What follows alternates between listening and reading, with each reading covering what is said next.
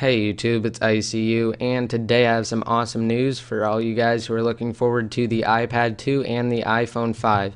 So I have an article here from Redmond Pi, and the title is iPad 2 production to begin in February, iPhone 5 in May.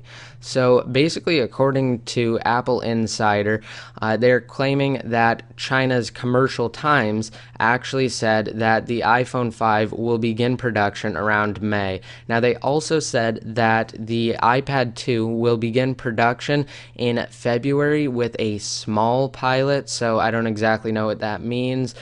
Maybe they'll just use them for testing, I guess, and then they can work out the bugs with those. And if there aren't any bugs, then they'll just continue to produce them. If there are bugs, then they'll most likely work them out.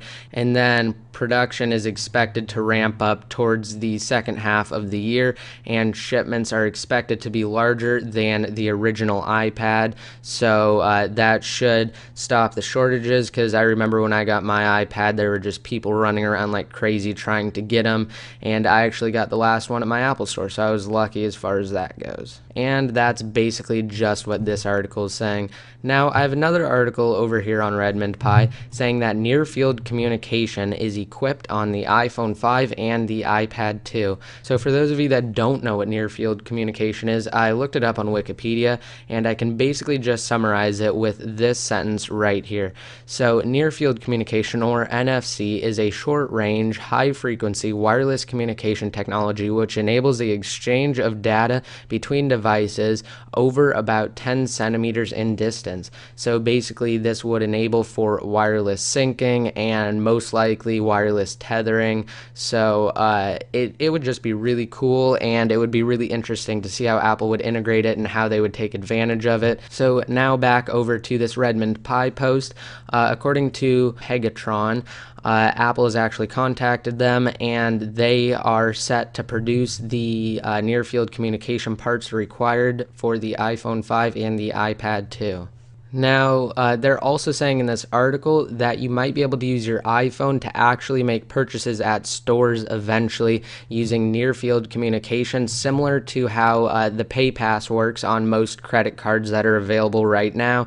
You just kind of hover it over the area where it's supposed to go over, and then the exchange will occur, and your credit card will most likely be stored on your iPhone, and then it will just be able to read it straight off of that. So that would be really amazing if they could incorporate that, and if they could make an app for that. So I think near-field communication is one of the keys to the success of the iPhone 5 and the iPad 2.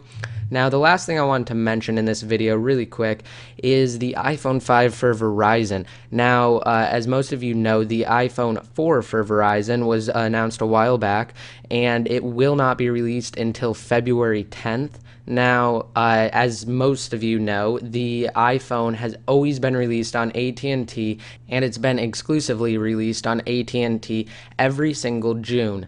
So most people are saying that the iPhone 5 is actually going to come out for Verizon in June as well as AT&T. However, that is not the case, because the key reason for this is Apple does not want to lose reputation, and Verizon does not want to lose customers. If they were to do that, and if they were to release one and then a couple months later just release the one that's the next step up from that, then they will not only lose reputation, but they'll also lose customers, which will mean they'll lose revenue, and those customers will most likely never want to buy an Apple product again, and they will most likely try to switch out of their current carrier, being Verizon. So that is the main reason why they're not going to do that, and Apple just always sticks to the one-year releases. So for those of you that want to know, the iPhone 5 will most likely be released for Verizon February 10th, 2012, and not in June of 2011.